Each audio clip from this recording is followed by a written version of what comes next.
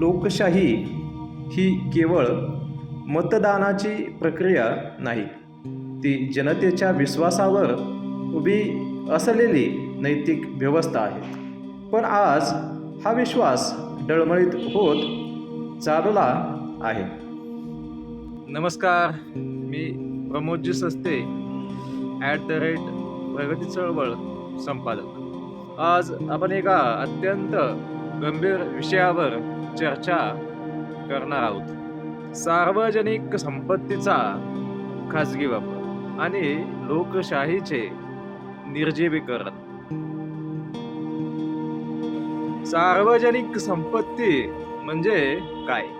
आपण भरलेले कर, आपल्या श्रमाची कमाई, सरकारी जमीन, निधी, संसाधने आणि योजना हे सर्व जनतेचे आहे.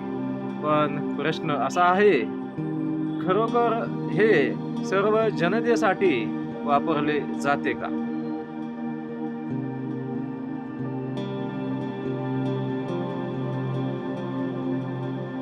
भारतातील भारतीय निवडणूक आयोग ही स्वायत्त संस्था आहे. निवडणुका पारदर्शक आणि निष्पक्ष व्हाव्यात यासाठी ती प्रयत्नशील असते.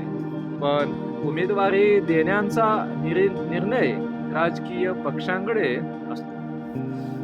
आणि इथेच सुरू होते खरी समस्या.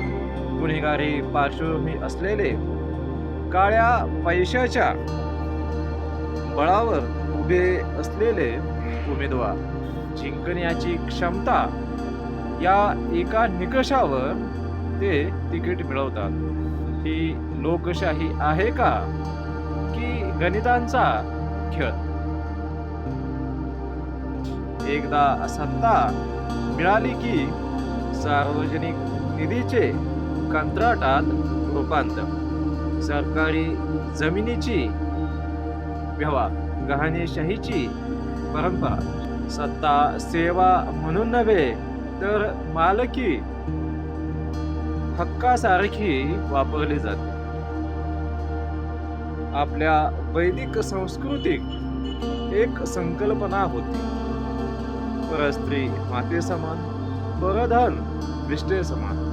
दुसऱ्याचे धन म्हणजे पवित्र गोष्ट, त्याला हात लावणे म्हणजे चारित्र्याला डाग.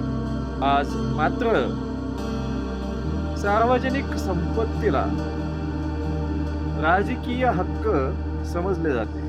हे आधुनिकीकरणाचे दुष्परिणाम आहेत का की नैतिकतेचा ऱ्हास? लोकशाहीचा प्रश्न हा केवळ राजकारणाचा नसून तो संस्कृतीचा आहे.